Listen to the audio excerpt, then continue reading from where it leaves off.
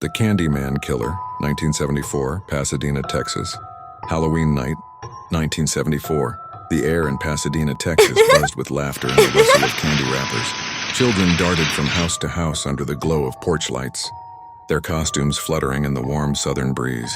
To them it was a night of harmless fun. To one man it was the night of a cold and calculated plan. Ronald Clark O'Brien was a quiet, church-going father of two. A man neighbors called trustworthy, though behind his kind smile hid crushing debt and desperation. Unknown to those around him, he had taken out life insurance policies on his children, hoping a tragic accident might solve his financial ruin.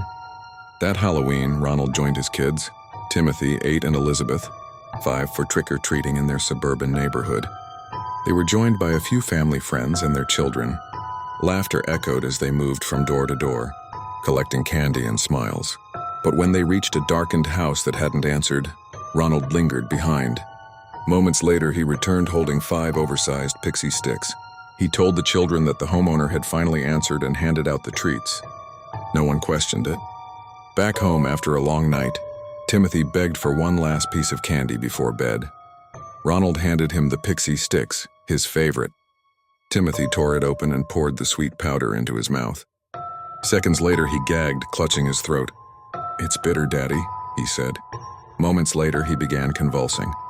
Ronald held him in his arms as the boy screamed and vomited violently. Within an hour, Timothy was dead. The autopsy revealed a shocking truth. The pixie sticks was laced with cyanide, a dose powerful enough to kill 2 adults. As the community plunged into panic, police urged parents to throw out their children's candy. News spread like wildfire. Someone was poisoning Halloween candy. Detectives worked through the night.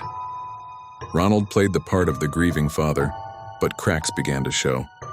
He had told conflicting stories about where he got the candy. No one else remembered that house with the pixie sticks. No homeowner on the street had been handing them out. Then came the damning discoveries: Ronald's massive debt, his obsession with cyanide, and the life insurance policies he'd taken out on his own children just weeks before. When investigators searched his home, they found a knife with candy residue and receipts linking him to the purchase of chemicals. The truth was undeniable. Ronald O'Brien had planned to kill his son and distribute the poisoned candy to others to make it seem like a random act of terror. He became known as the Candyman, the man who poisoned Halloween. The trial was swift and the evidence overwhelming.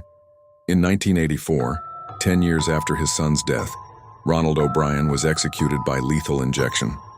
Crowds outside the prison cheered. Parents held signs reading, "Trick or treat, you're dead."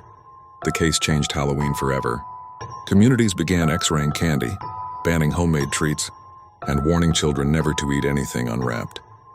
The laughter of that Halloween night in 1974 faded into silence, and the name, the Candyman, became a chilling reminder that sometimes the real monsters don't wear masks.